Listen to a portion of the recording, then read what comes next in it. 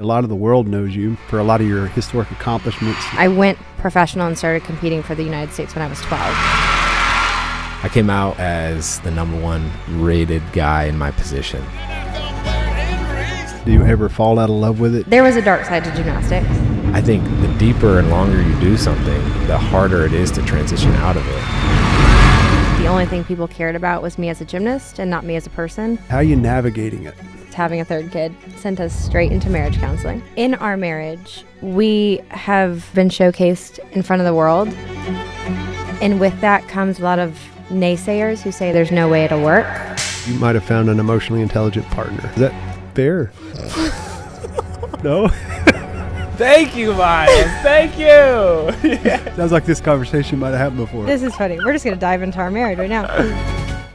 We've been taught everything except how to be human. I'm Miles Adcox, and this podcast turns raw experience into practical wisdom. So if you're ready to stop performing your life and start participating in it, you're in the right place. This is Human School. Today's guest spent a long time living in environments where performance mattered. From an early age, they learned discipline, preparation, and what it feels like to carry pressure when people are watching. They learn how to show up when the stakes are high and perfection is expected. But what stands out to me now isn't just what they accomplished back then, which is legendary, by the way. It's what they're paying attention to now. Shawn and Andrew are in a season where the scoreboard looks different. You can find them on plenty of platforms sharing pieces of their life and story. Their focus is no longer medals or applause, but more how they show up for each other, for their kids, for their community, and for themselves.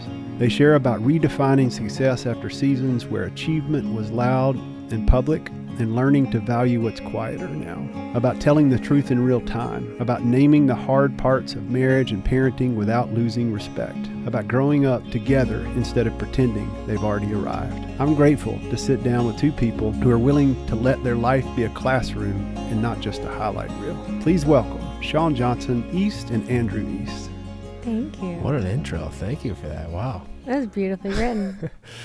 Well, we know each other, but not well. We were just saying that before the cameras turned on. And I'm glad, Andrew, you reframed that right away, because I guess you guys get to do this quite a bit with acquaintances or friends of friends or friends, is have lots of podcast conversations. And I like what you said right up front. And it's actually good for me to hear, being new into this, is it's actually a real opportunity. Because if we were to do this, which the likelihood of our schedules having time to sit down for coffee or a meal may not be super likely, but if we were to do this somewhere else, it would be distractions.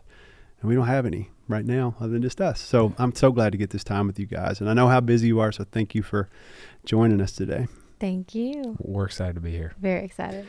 I dug in on your story a little bit because I knew you primarily the way a lot of the world knows you.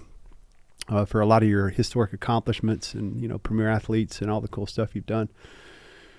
But when I really got into it, and one of the reasons we were excited to have you on, and the first couple we've had on, was I've been talking to a lot of people about optimizing life and optimizing relationship, but often we don't get to talk to the other part of the relationship.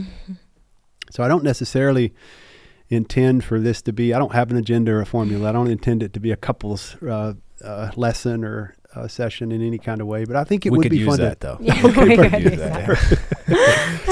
Free counseling. That's why you're here. Yeah. But I do think it would be fun to spend a little time in that lane, and because I know we're in an interesting space. We have kids similar in age. You got a few more than we do. I've got an 8 and a 6-year-old now, and it has done wonders for our marriage in all kinds of interesting ways. Some ways I'm excited to tell you about, and other ways I'm like, whoa, we're hanging on for dear life. Oh, yeah.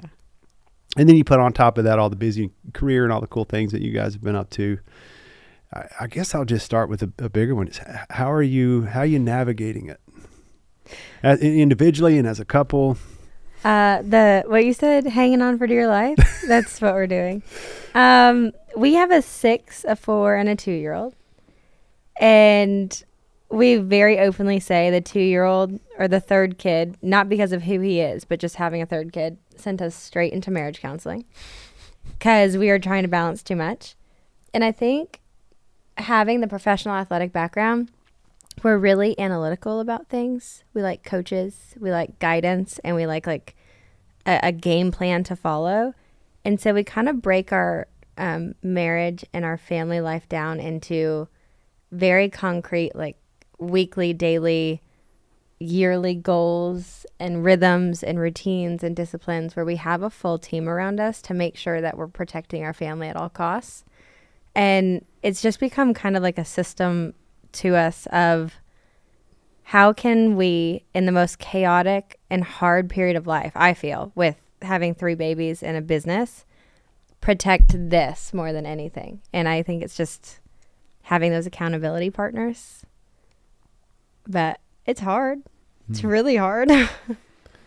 I feel so lucky because I feel like I married my best friend, or I did marry my best friend. And when I think about how we do anything, I came into the relationship and I feel like I did things well. You know, I had a good perspective on a certain list of things. But what I've really realized is how much better Shawn makes my perspective to be. And then she really supercharges anything we do because your perspective is amazing. And I think together it makes this like pretty exciting combination that still has blind spots. But her story is just crazy because she experienced so much from a young age that like all the audience and the followers and the book stuff, like it's not exciting to her. And it really helps balance any of that unhealthy excitement away from us. And because you can get wrapped up in all of this stuff so easy, whether it be, you know, money or the fame and she went through the whole thing at age 12. And it's really benefited our marriage and our family in amazing ways. I have to add, though, vice versa. It's not just me bettering the relationship at all. Like the fact that we have we're such different people in every way. I'm the clean one and tidy. She's the unorganized. Yeah, for sure. For sure. But having like such differing opinions on things and outlooks on life, it does balance it out. We've worked really hard to figure out how to communicate since we are so different, but it's made me such a better person too. We're a good team. Cheers. Yeah. Well, I've had a ringside seat. Ringside. Should I have used that metaphor, the boxing metaphor? For Yeah. Feels right. Accurate, Feels right. I've had a front row seat. Let me go with that. I've had a front row seat for probably more than the average person. I'm going to say thousands and thousands of couples in relationships at Onsite and some of my other endeavors where I've witnessed and got to be a part of people's stories. In some ways, the great parts, the highlight reels, in some ways, the really difficult seasons and the redemption parts that they're trying to live into. And I'm always selfishly looking for, okay, what can I understand and utilize out of this? What's a tool that I could grab? And one of which jumps off the page at me because, I think you're both really fortunate to have met your best friend. Some of your compatibility is huge, and you've got great compatibility, your best friends. I know that because I was watching a few things, and that show you guys just did was insane. I didn't even get to see the show. I just saw some clips of it, and now I want to go see it. It was crazy. The Special Forces. Yeah. And so I saw something. Y'all were being interviewed somewhere about where you had to dunk underwater. And what jumped off the page is exactly what you affirmed. Or one of the things you just affirmed her for was just the way you handled that moment. And even the way you handled the response to the question from the interviewer who said, that must have been really hard. And you were like, no, I was okay. Yeah. I was actually okay in that moment. And we were quietly trusting and supporting one another. I didn't connect the dot until just now because you talked about where that started at 12 years old. And maybe it started before that and how you were raised. I'm not sure. But your relationship with pressure is kind of, and maybe both of you have that, but it's unusual. Because if I think about the thing that trips up my wife and I more than anything is pressure. Yeah. When we always have pressure, but then you give us undue pressure like a curveball. And hello, everybody's going to get those, but we get those and suddenly our routines get unearthed and we get strained and stressed. And so have you always been able to navigate pressure well? Was it innate in you, or is it a learned skill from your sports days? We weren't meant to heal in fragments, and that's why OnSite offers immersive 6-day workshops and personalized one-on-one intensives at our healing centers in Tennessee and California. It's a space to lay down armor, reset, and finally get to the root so that you can grow and heal. Learn more at experienceonsite.com. I'd say both somehow. I was an adrenaline junkie child. Like I was in the ER a lot because I thought I could fly. Like I loved that thrill-seeking side of life at a very young age. But I do think it was gymnastics that taught me how to like hone it. But I don't know if it's a good side or a downside to my profession as a child professional elite athlete. But I went professional and started competing for the United States when I was 12. And the whole culture around that sport at that age is they expect you to be 30-some years old, even though you're 12. So I learned at a very young age, and I guess it was learned, how to just numb myself to anything scary or pressure-filled, which is probably not healthy.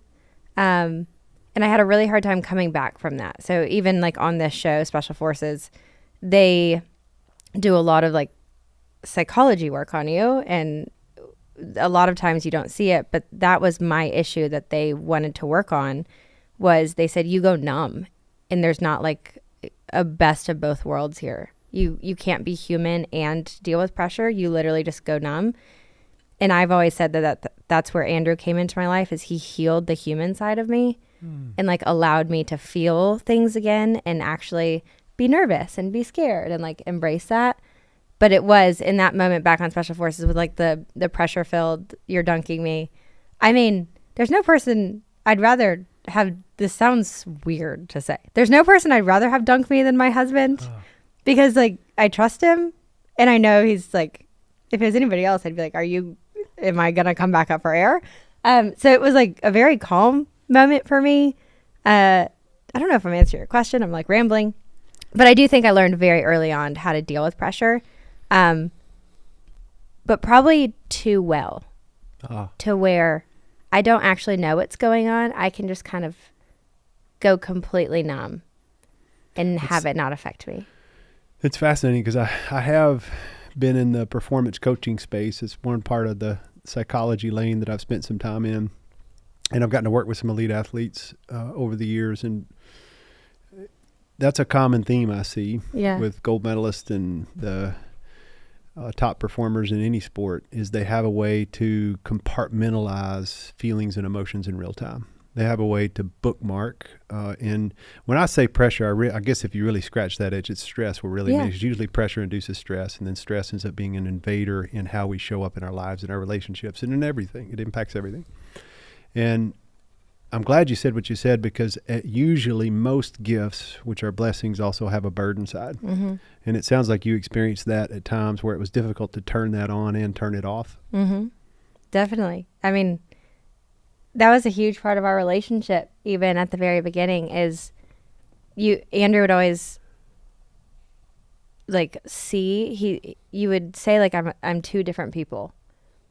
Behind closed doors, I would be a human side and I would let my guard down. But it's like, as soon as I opened the door to go out into the world, I would go completely stone cold and not be able to have like a normal conversation. It was always very performance driven. And so you worked really hard with me to like blend that and to like soften that. But yeah, the switch was always hard.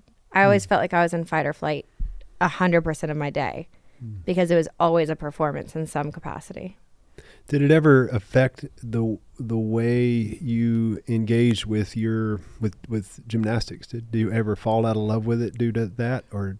Oh yeah, I fell out of love with gymnastics for a long time. I feel like that's kind of a normal like journey athletes will go through. I loved my sport, and I wouldn't have changed anything about like my career. I learned so much from it, but there was like a natural or not natural, there was a dark side to gymnastics, and when everything kind of exploded and came out, I just wanted to get away from it because I had such beautiful memories of my sport and I didn't want my brain to rewire anything. So I walked away from gymnastics for a while. I'm now back in love with it. I love watching it. I love supporting it. But yeah, I just kind of got bored of it and wanted to walk away. And did you naturally, usually it's predictable if someone has what I think you're describing is you might have found an emotionally intelligent partner who was able to mirror certain parts. Is that fair? No?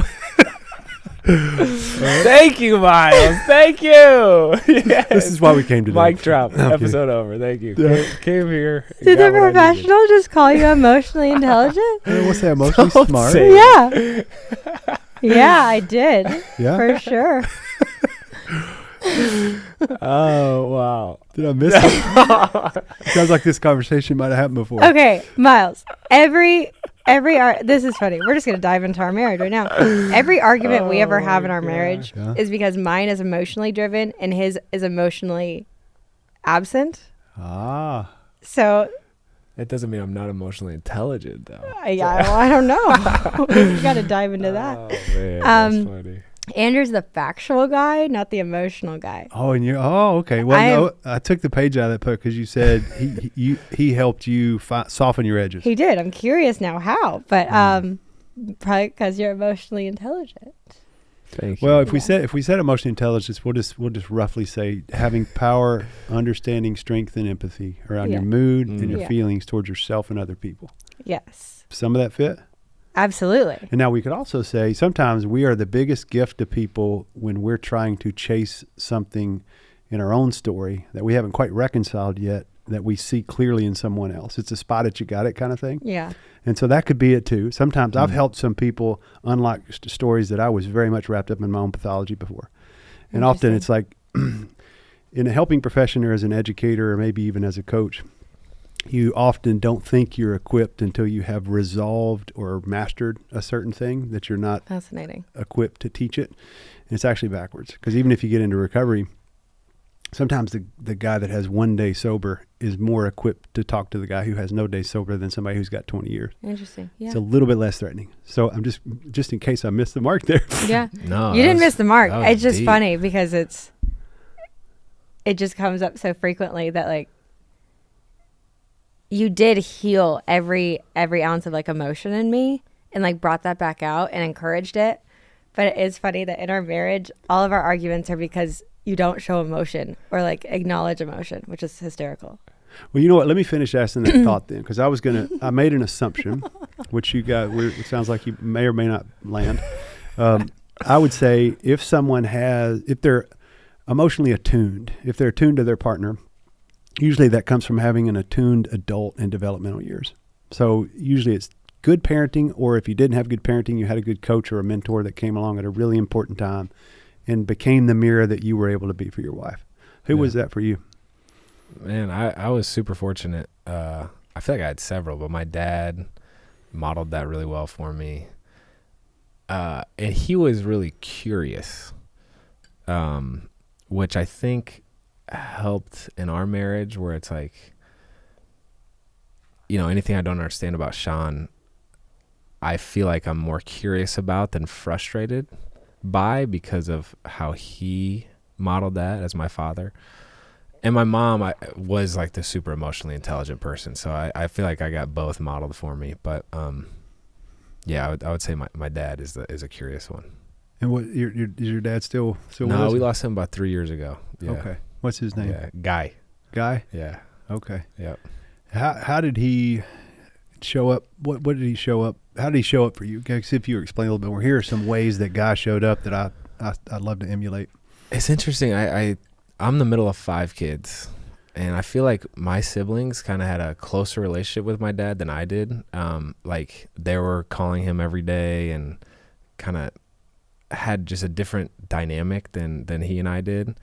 For me, it was like I was his buddy that he'd take to his job sites. He built homes, and I'd sit in the shotgun and mostly sit in the car as he did work, or we just drive different places. He'd take me to different workplaces, but he'd always include me in that type of activity, which was really nice.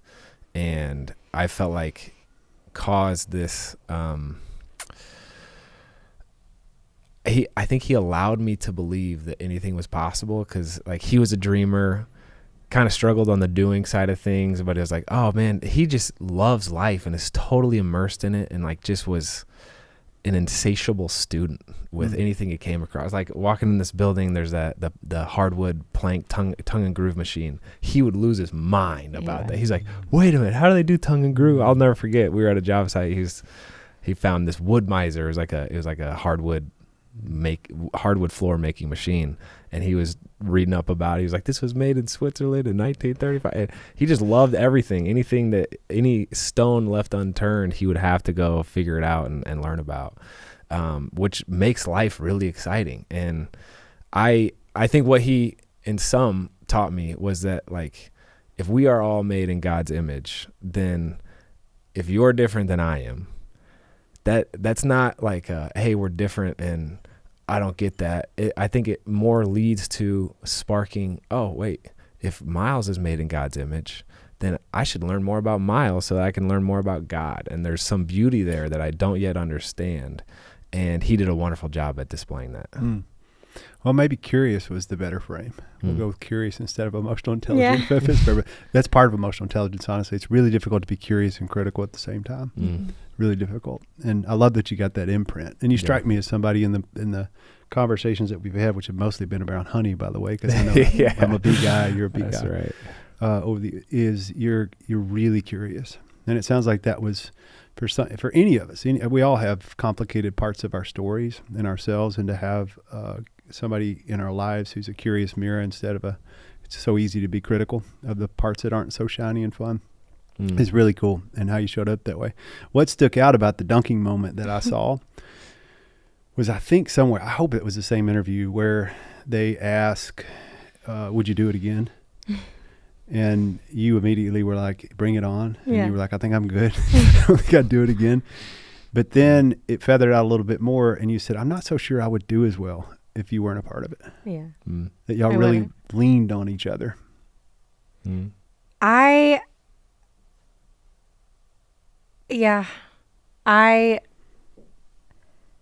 loved on that show being able to tap back into the competitive side. But so much of my competitive past led to like negative things. Depression, eating disorders, obsessions, like perfectionism that spiraled so out of hand. It was fun to be able to tap back into that with a safety net, if that makes sense. So being able to have my person there who I know knows me in all of my flaws, and be able to like just be able to glance at you and get like a head nod, like you're good, or like this is too much, or too, like, it just felt so comforting. So I felt like I could go do what I'm good at, which is like that pressure thing, but with you, and know that you're there. It just felt comforting. So yeah, I would do it again as long as he's there. But I think I would question all of my moves if I didn't have you there. That was a trick question, Miles. She didn't have any flaws, so I know a lot about you, but I haven't found a flaw yet. Okay. It's been such a joy to walk side by side with Shawn the last 13 years. Yeah. But that has been an interesting dynamic where what is appropriate and creates excellence in one context, like her ability to deal with pressure, is totally destructive in the context of like home. And we just had a conversation last week where she kind of like snapped. I think legitimately she is world class at being able to deal with pressure. It's crazy. So cool to see that, like, whether it's an audience of tens of thousands of people, or, you know, the balance beam moment, or the show, whatever comes her way, she steps up to the plate and knocks it out of the park, which is awesome. But also that type of steeling herself that she must do to prepare for that, it's like it creates a hardness in the home where it's like, hey, you got to soften a little bit for me here. And it's not like I'm a soft guy. It's just like, this is not appropriate in the context of home. And it's kind of interesting to contrast the two, where, to your point, like what's a blessing might be a burden. It just, it's definitely been true for us. When my wife, Vanessa, would say, I don't know if she'd say it right now, but she would have said it, especially when we were in our dating and courting years, all the way up to getting married and pre-kids, which we had kids pretty soon after we got married, that I was the most patient person she'd ever met. And a lot of the skill that I use in my profession, which is just, like just a coach, really, just helping people unlock parts of their stories. And it's been the number one skill. How do you be curious? How to be patient? How do you be graceful in real time? And I think as we brought kids into the picture, nothing has disrupted that skill more. My superpower definitely has a shadow side. Mm-hmm. And I'm glad to hear you point that out, because a lot of people I don't think about that. And I think all of us have parts of ourselves, shadow parts and great parts. And our job is always trying to get curious enough to figure out how do we integrate those in the best way, that where one doesn't end up getting out in front of the other, or when it does, we know what to do. We know what tool to access to kind of govern it back a little bit. But with me, I spend a lot of my days, in and around crisis and people going through difficult circumstances and pressure-filled moments. And now my kids are getting to the age where they've got more needs than even they did a few years ago from me. Mm-hmm. There's more emotional bandwidth they need from me, more presence they need from me. And I have a difficult time turning that on and off. Because I come home and it's kind of like I can't do that anymore. Mm-hmm. I need to, which for me, sometimes home is my only place to zone out. And it's the place presence is needed the most right now. Mm. So I've been really playing with that. I've really been trying to figure out, how do I think about my energy so that it's not completely poured out on hundreds of strangers and then there's none left when I get home. Mm-hmm. I share that because you were kind enough to provoke it with that thought. I want to say something about the beginning of the conversation, because I'm curious about it, because I'm not sure we do as well a job as what you described. But I'm looking for what makes couples and relationships really work, and it's not always the bond. You're lucky if you have that kind of kinship, and it sounds like you do. Best friends. I don't want to do without you. I don't see any flaws in you. All that stuff. But that, I can tell you, that alone won't sustain a relationship. There's got to be more to it. But you started out by acknowledging one of our biggest assets is we have a game plan. Mm-hmm. We have we're intentional about a plan. Say more about what that strategy or plan looks like. How do you guys put that in place? I don't think we have stumbled upon the importance of that, but it's not like I'm not a super game plan oriented guy. I am super fly by the seat of my pants. Yep.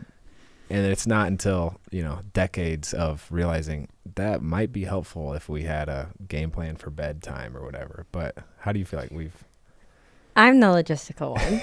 I'm the type A.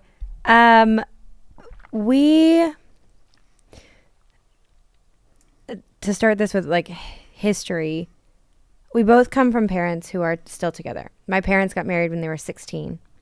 To escape very hard upbringings and very hard family lives. They didn't have me until they were 32. I am their only child, and I have seen them my whole life fight for it. And they fought hard to stay together. And it was not always pretty, but they figured out how to make it work. So one, I had the greatest influence and showcase of that. I wasn't raised in a marriage is easy and marriage is beautiful always, and I didn't see that growing up. So I think that's where it started. And then you have wonderful parents who did the same. It was not always easy, but they fought for it. In our marriage, we have had such interesting lives that have been showcased in front of the world. And with that comes a lot of naysayers who say there's no way it'll work. And I am just obsessive, and I'm a perfectionist. And so I go about our marriage and our family in the sense of like, well, we can prove them wrong. And that's by constantly working for each other. I never want to be complacent. I never want to forget why we're together and how we can be better parents and better spouses. Because I do think my worst fear is that it won't work when I know it can, as long as we actively, work for it. So the how, we're just constantly checking in with each other. We have weekly checkups, monthly checkups, an annual, like, let's audit our whole life and see what's working and what's not. We go to marriage counseling, even when things are wonderful, just to like make sure there's nothing hidden or a blind spot that we need to work on. We have phenomenal mentors, and we're constantly trying to say to each other in a very selfless way, how can I better support you in a way that, and it's not always pretty. Like, we have a lot of arguments and we unpack a lot of stuff, but it just makes it, because I don't know, it works for the longevity of it. When I say like we stumble upon it, it all kind of unravels live. So a lot of times it'll happen in somewhat of the same order, which will be like Shawn will say, this doesn't feel right. It feels like we're out of balance. And I'll be like, okay, well, I think it's because we're not doing this. And then she'll create the system. And then I love documenting things and like kind of keeping tabs. It's like a running just document or journal almost of like, hey, here's what we, need to talk about on Sunday. And we'll have a note. Because our weekly checkups are kind of like the scheduling for the next week and who needs to go where and who's taking who at what time, the kind of the daily check-ins that it sounds like a lot when we repeat it, and like it's not really that structured, but no. I think we're so grateful for it because our daily check-ins, it's like after the kids go down, we realized it's so easy to just stumble into scrolling or like doing whatever on your computer or going back to work, and then after a couple weeks of that, we were like, hey, I don't feel like we've actually had a connecting conversation in a while. What if we just had 10 minutes of, we call it bev time after the kids go down, beverage, like we'll just sit and share a glass of coffee or wine or water or whatever and just talk before we go into scrolling or whatever.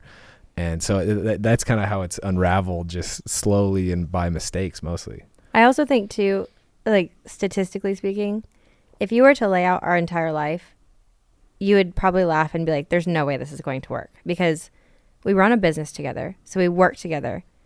We parent together. We're spouses. Having the professional athletic background doesn't help anybody's like chances. We're constantly on the road. We are in the public eye. We share our life on social media. There's so many things, like, for lack of a better way to say it, working against us, that I feel like we do have to overcompensate and make sure we protect ourselves from every angle to make sure the marriage is like always priority. And Shawn has been the biggest advocate. Again, I would say I'm in some ways recklessly ambitious or opportunistic, where it's like, heck yeah, we're doing that. Like, let's go. You're like, the yes man. She's like, absolutely not. There's no chance. That's not good for the kids or us. And it's like, okay, we'll have a little tiff about it. And then I'm like, all right, no, I should always side on the side of our family. And I would just like to put as much time and effort into our family. And I think that's what she's inspired in me, as I do with all these fun projects or businesses. And it's been good. It's been good so far. It was funny when the team and I were talking about hoping we might get a chance to sit down and have a conversation with you guys. Of course, the conversation came up. It's like, well, we do those individually or together? Because both of you have built, big platforms and are doing great things. And I think a conversation would be. Sorry. I think a conversation with either of you individually would be a lot of fun. Super interesting, because we probably have more time. Happy to come back. Thank you. I did not catch that yes man thing until earlier this morning when I was doing a little research. Yeah. I heard you say that somewhere else, that you're kind of the yes guy. Yeah. And immediately I thought, yes, that's probably why you got here today. Maybe you said yes. It's something you didn't want to do. And I was first going to say, did y'all argue about today's commitment? Probably. But anyway, if it did work out that way, thank you for getting here, however you got here. Yeah. Yes. Well, I would say, If you're out there listening, I think sometimes people in my profession overcomplicate the pursuit and success of relationship. Mm-hmm. Because we're the ones typically that will write the 3 steps to healthy marriages, Mm-hmm. or the next self-help book, or even the next change tool, i.e. Mm-hmm. in my case, therapeutic modality or coaching technique that would help you unlock the richness of your relationship. And I don't want to discount any of that, because a lot of those have been super helpful for people going through good parts and bad parts of their lives and in their relationships. But often it's not necessarily the formula. I know if you're going towards something like let's just say a gold medal, there's probably a formula. There's a Mm-hmm. discipline that coaches would say, here are the things you need to do. Or we could put in football terms, there's a formula, there's a system that you run. People run different systems to get you there. I don't know that relationships and marriages can be that formulaic. Mm-hmm. And my understanding is if your intention is clear and if it's pure, and you want to do everything that you can possibly do to protect what you guys have built, then you'll put a few natural rhythms in place that will ideally enhance that and work as prevention for when things start to get south. Mm-hmm. And they all do. I don't know a marriage that doesn't deal with stress. Everybody's does. But I like that you presented it the way you presented it, because I didn't know. I mean, both of you are very Mm-hmm. disciplined. You've gone to the top of your profession and are doing it now again in the media. So I assumed it might be super formulaic, but I'm kind of glad to hear it's kind of relaxed. We got Bev talk for 10 minutes. Mm-hmm. We've come up with these things. We don't go this long without checking in with one another. Now, if I back that into therapeutic advice, I'd be like, yeah, that checks 90% of the boxes of most of what we tell people to do. Make time to check in with each other, make time to have conversations. Don't let too much time go by before you get just alone time, all the things that you're already doing. So I just say that to say, from a couple that now to be fair, I know you more publicly than privately, but my perception is it's attractive. I mean, y'all's relationship and your marriage is attractive. And I'm sure that's why a lot of people follow you, is because they like what they see, how you are together. And I'm sure all of us want to cherry pick and emulate elements of that. And of course, that's public. There's probably stuff behind the scenes that people don't see, but you kind of talk about that too. I've noticed here and there. But that's encouraging, and I want you to be encouraged by it. No matter where you are as a listener in your marriage, in your relationship, in the relationship that you hope to have, is that sometimes we can overcomplicate it. And we can read too many books about it, and we can go to... the therapy can be incredibly useful. I'm so glad y'all use it for prevention and not just when the wheels are falling off. You're like, we go whether things are going well or not. I like to look at relationships and marriage as something that we constantly are in pursuit of, if we care enough to maintain and sustain it. And it sounds like both you guys do. We try hard. I got a question for you, because you mentioned the word optimization a couple times. Yep. I'm curious what you mean by that, because in my mind, this is not my best quality, but I'm like, all right, let's make this thing efficient. Let's make it, running smooth. We got it all oiled up. But what do you mean with optimizing a life? Because I know about optimizing a business or, a fitness routine or whatever. But how do you view that word in the realm of a life? Well, it's a great question. And if it's okay, I'm going to bounce it back to a question underneath the question, and then I'll be glad to give you my thoughts on it. But how do you see optimizing? Because I know you're a great entrepreneur, invest in quite a few businesses, and master's degree from Owen. Did you get Owen School at Vanderbilt? Yeah. My father was in the first Owen School at No Vanderbilt. way. Wow. I forget what year it was, but he's a Vandy grad. And so I always heard all about that. I have to brag on him. He just got his doctorate in psychology too. Shut the front door. Are you kidding me? Why not? You overachiever. That's Yeah. amazing. How are we not friends by now? I didn't even know you were pursuing. I say we're not friends. We got lots of social circle friends, but we hadn't spent much time. But I didn't know you were even pursuing that. Yeah, they when we were asked to write a book, I was like, I don't feel comfortable writing a book until I like do some due diligence or dig into this a little more, because I don't know, it just feels out of my lane to do this. You should do an episode on that.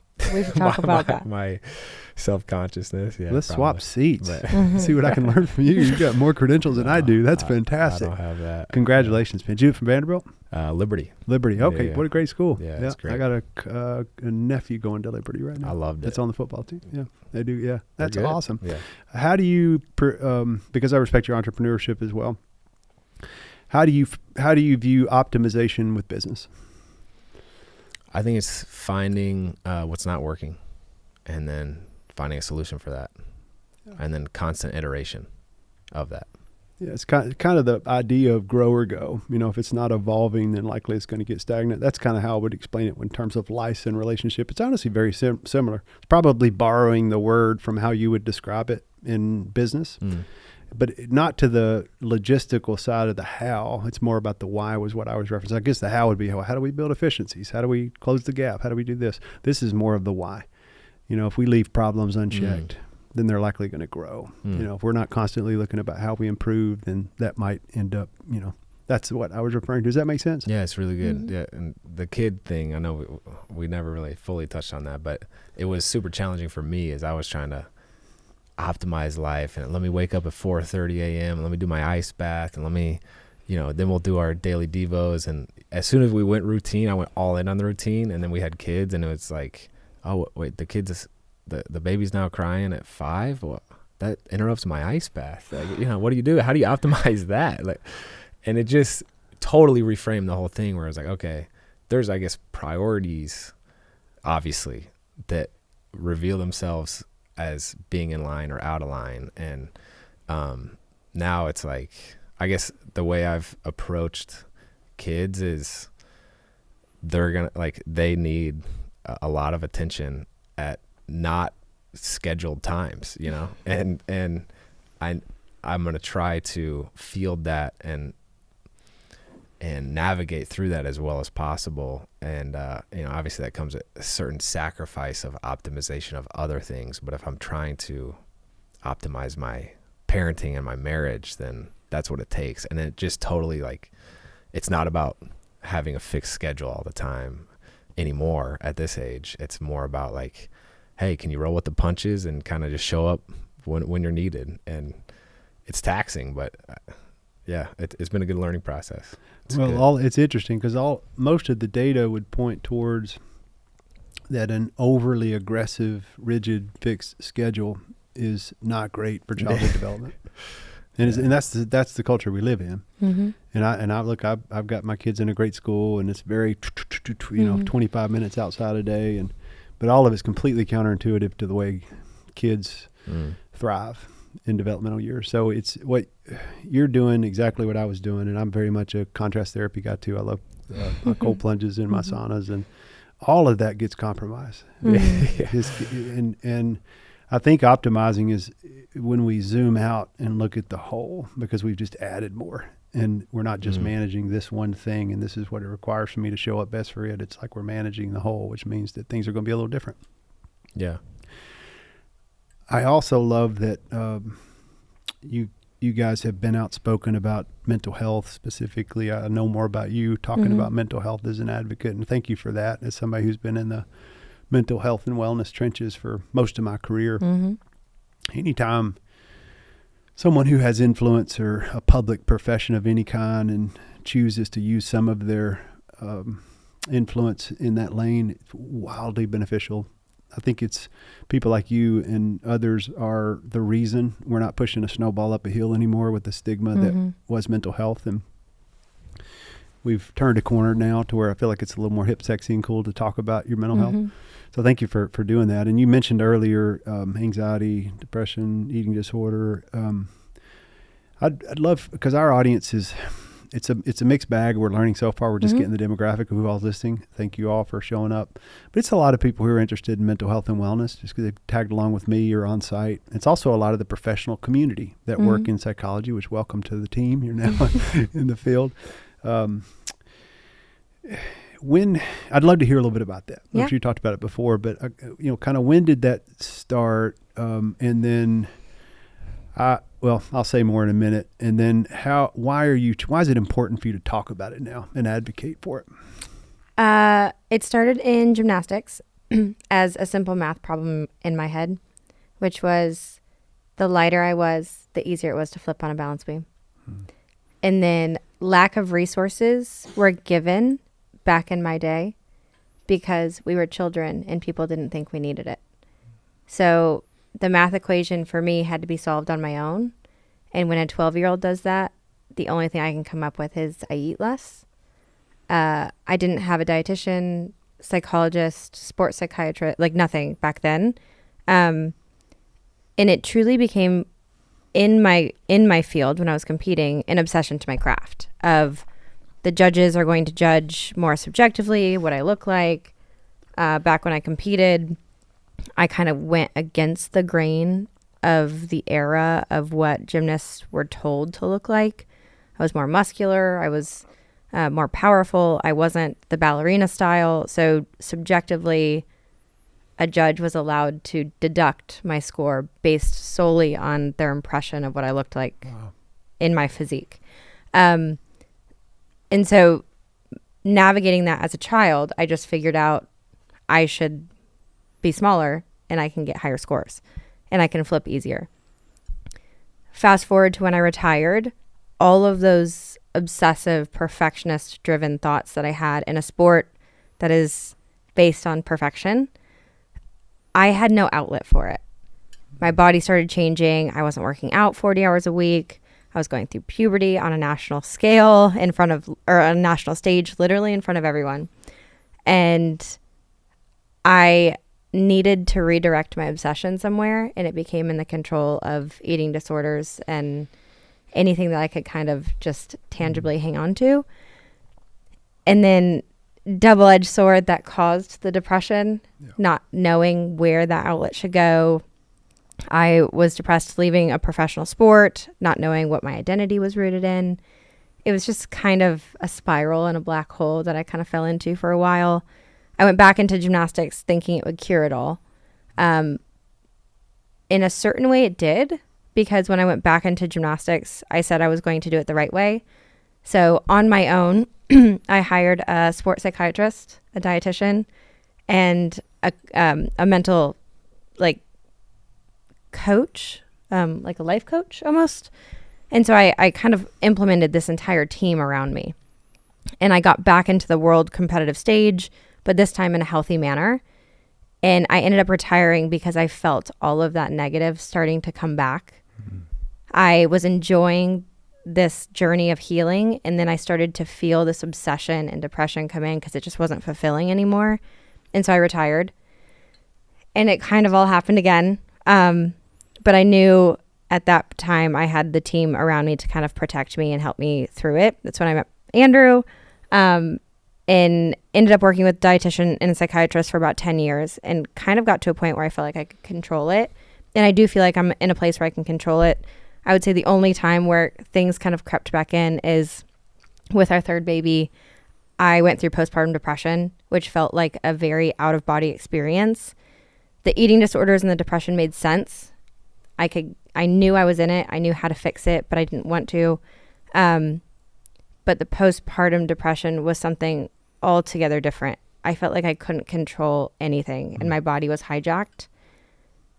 And I didn't know how to voice it, which was an interesting experience. I'm summarizing a lot, but we ended up getting through that. Again, went to marriage counseling. I sought help for that, and just kind of fell back on what helped me the first time, which was like finding professional help, because that's the only thing that saved me the first time. And was it, and feel free if any of it feels too personal, you can pass on it, but it was anorexia, bulimia, what? Anorexia. I just didn't eat. Restrict? Yeah. Okay. Yeah. Gotcha. Yeah. Over exercise, under eat. Yeah. Was what I did. Well, anytime I talk to anybody who has, and I don't necessarily want to use overcome, but who has learned how to manage and navigate, and I guess overcome, disordered eating, I look at them like an Olympic gold medalist, because I ran an eating disorder program for 10 years. It was a small 10-bed program. It was when I was running an addiction treatment program, and we started a young adult disordered eating part of the program. I did not have near the experience needed as the director of that initiative at the time to do justice to the condition. We learned fast. We were so humbled. We thought we knew because we were trauma specialists, and we thought, well, trauma is usually some type of psychological trauma or compound stresses under most mental health conditions, i.e. addictions and especially disordered eating.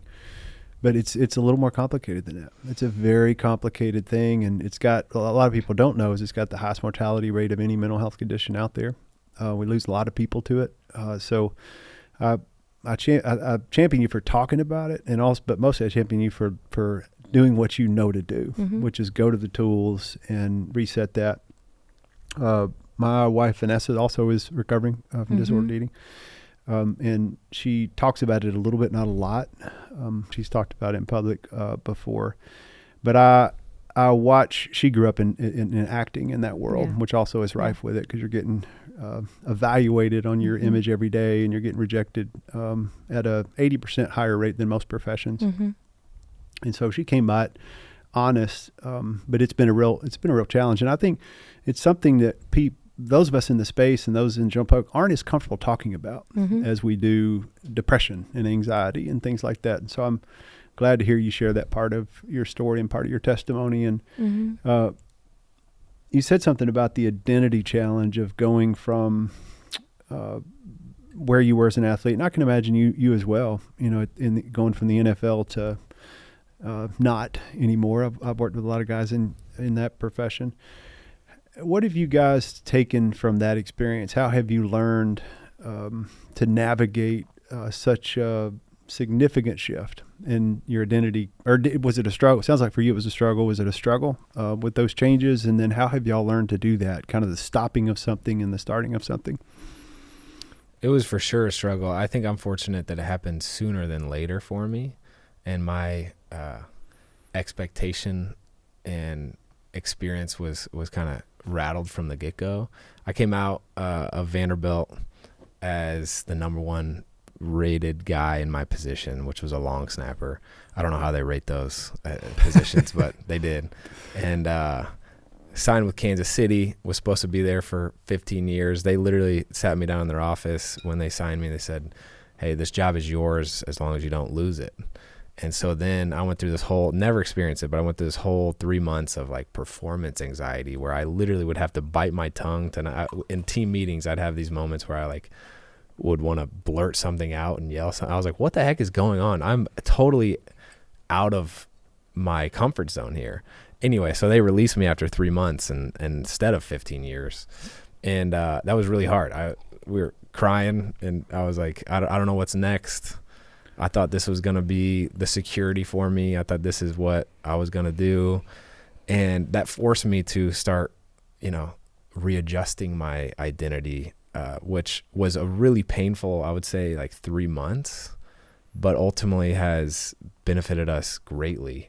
And as the timeline expands, it's like, I'm so glad it panned out like that, because if I did play for 15 years, I think the deeper and longer you do something, the harder it is to transition out of it. And, Shawn had done gymnastics for her whole life until she had to retire.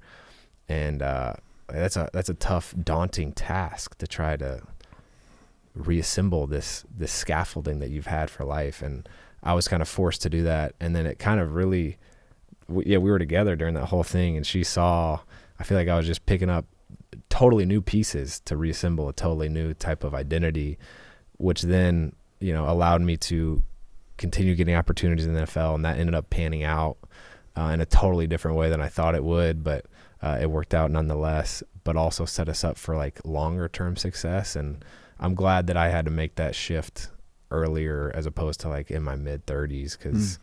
Cause now it's just building on what we've been doing for the last decade, which has been phenomenal. I think we were both really lucky to have each other.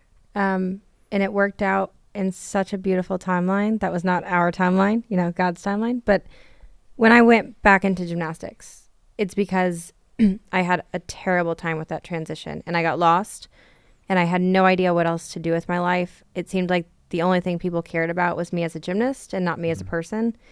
And so I thought going back into gymnastics would fix everything. I went back into gymnastics long enough that when I retired, it was actually the 2012 Olympics. And I got sent to the Olympics to work, not to compete, because I had already retired.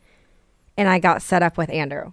And again, God's timing. But when we started dating, I was in that peak transition timing from professional athletics to where That's normally when depression sets in. And I had met this person who from day one, and I don't know if it was a tactic or a strategy, but it worked. Well done. Could have cared less about gymnastics. The only thing he cared about was me as a person. And in such a vulnerable time of my life where I didn't know I had any worth outside of it, to have this person who I, one, was like so smitten by, but also be able to kind of rebuild that value in me and lead me in such like a godly way. And it was just the perfect way that I got through it.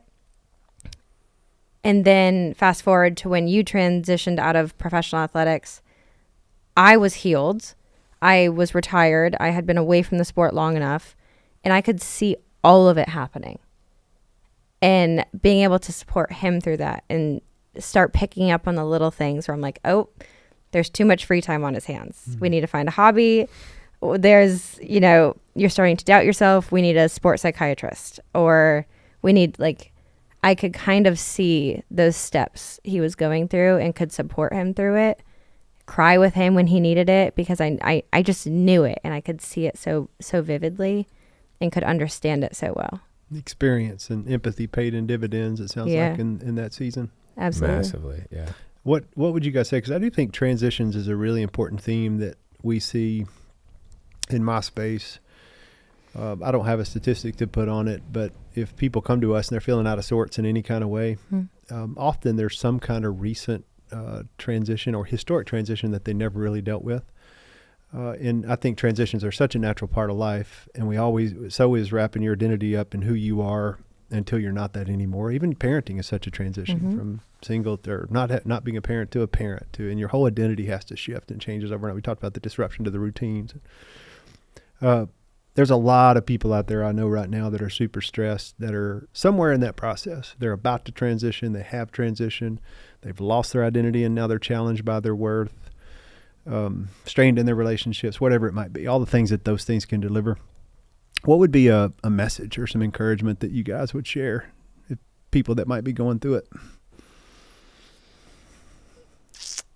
In my mind, I feel like it's important to always be grateful.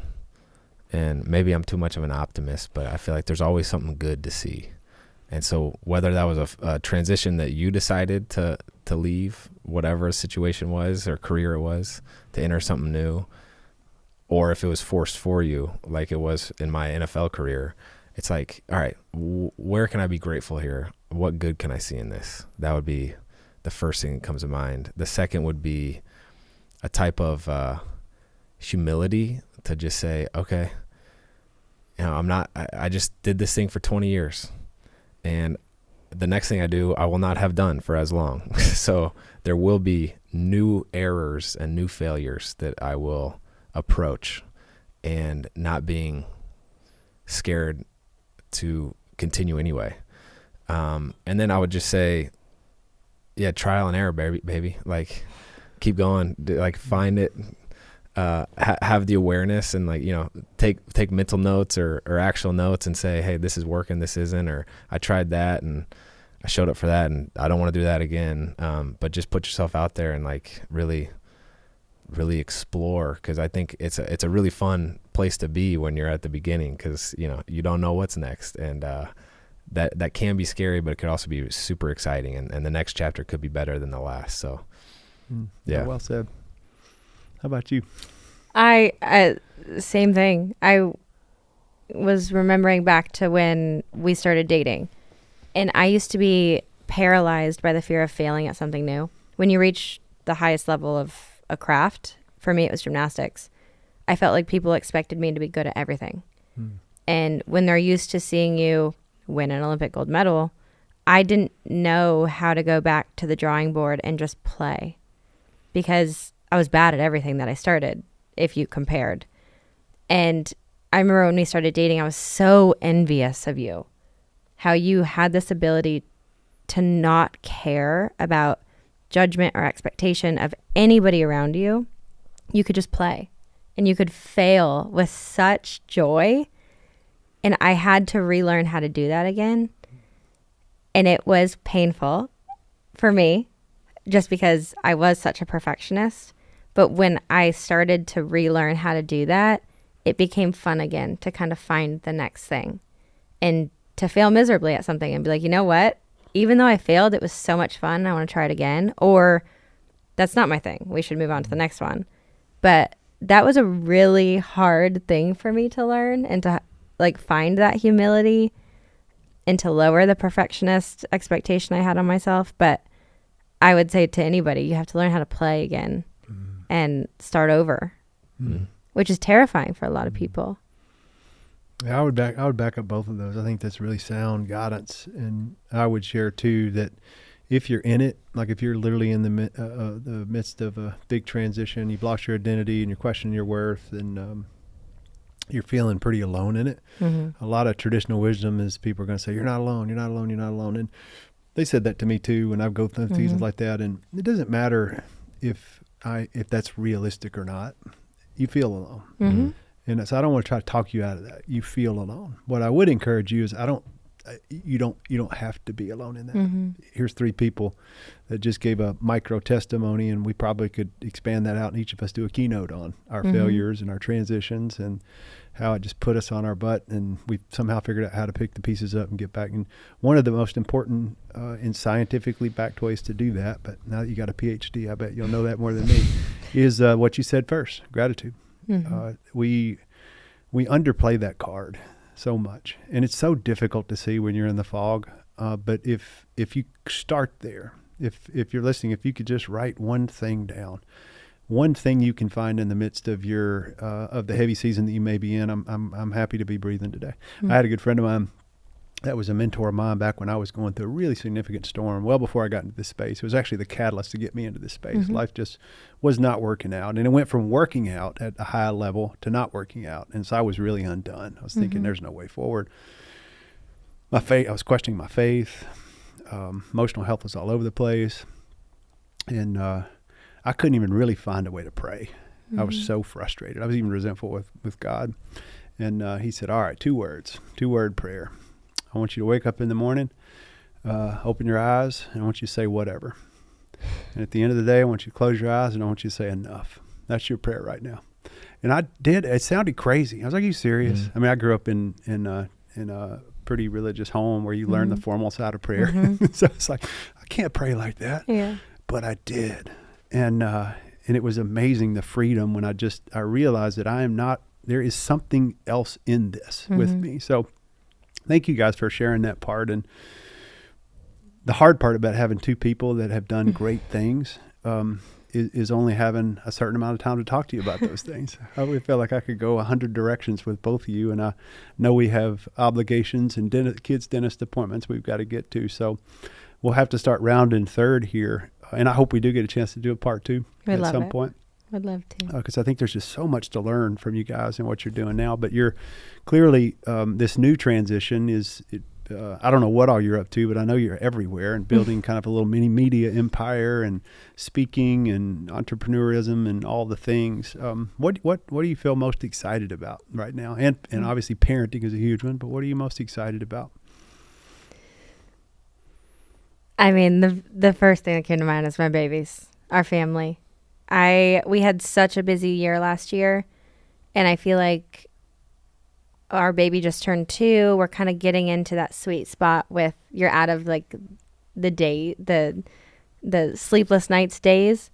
And I don't know, we just moved into a new house where we were talking about this. We're kind of like on land and we're doing this homestead thing, and life just feels so beautifully still right now that I just can't get enough of it. And I'm just really excited for this year with our kids to make more maple syrup and honey and go find some chickens. And I don't know. I've been caught up, I think, for a couple years in the busyness. And I feel like this year and right now, I just feel so content.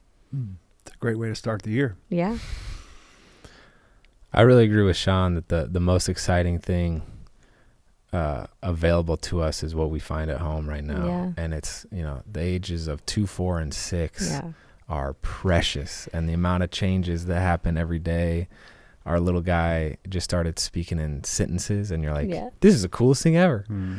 And, we've been fortunate to have some really potent, tangible, exciting experiences in life where it's, hey, let's travel to whatever country and do this incredible thing in front of all these people and do all these like glorified aspirational things that people really do idolize and put on a pedestal.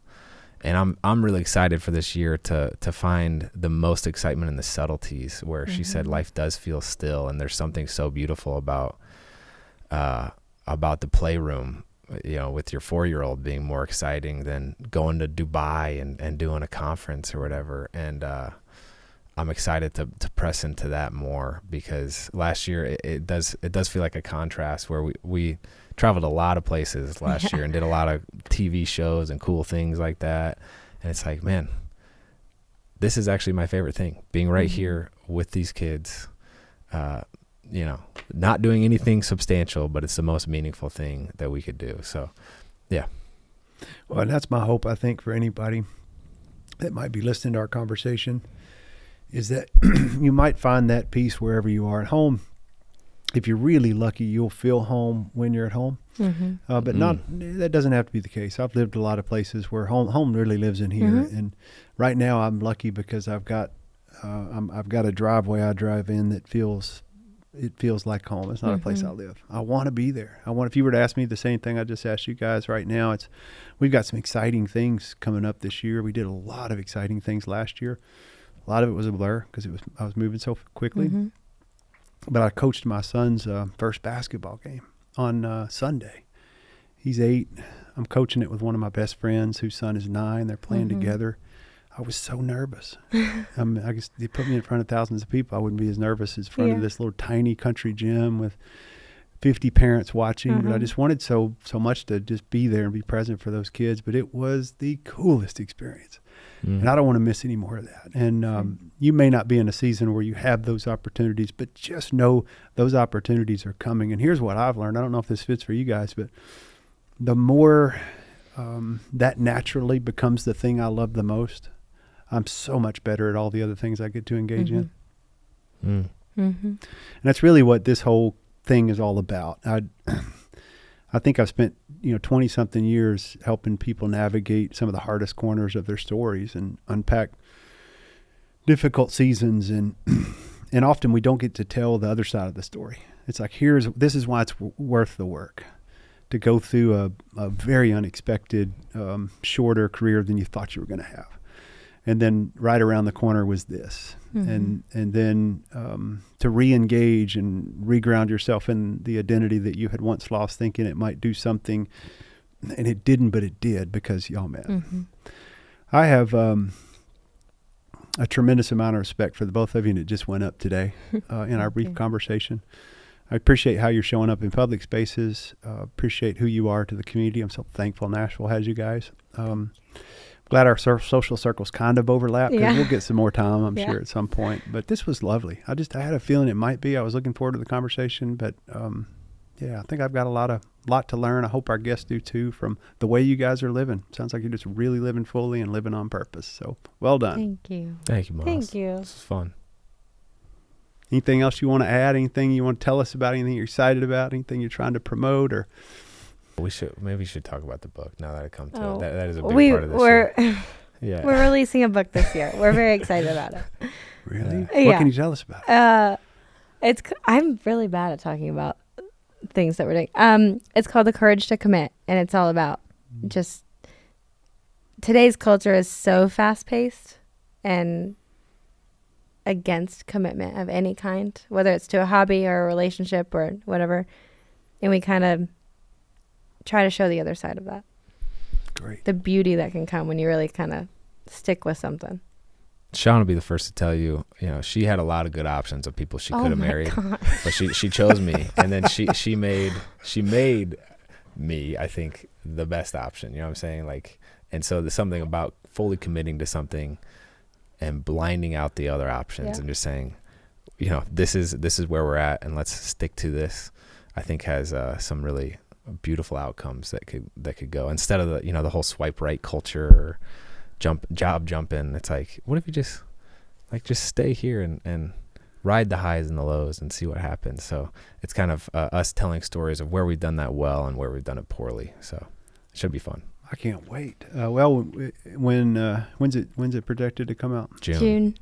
Oh, June not 9th. too long. Okay. Yeah. Well, whenever it gets in that season where your publisher's allowing a few people to get a sneak peek at it, I'd We'll love to send get it your way. Please, I'd love to read it, and then I'd love to have a conversation just about that. I think a conversation about commitment would be so relevant right now. We'd love it. Yeah. I'm so excited to get that book, you guys, and congratulations. Thank you. And thank you for your time today. Yeah. This was awesome. Thanks Dude, for you having dropped us. some like low key golden nuggets of I wisdom. know. There's some things where I was like, whoa, you just said that like 2 seconds, but I know. got to think about that for I a want to long come back. time. You got to teach me This more. was good. Oh, thank you. Anyway, Thank you. thanks for Y'all having are us. awesome.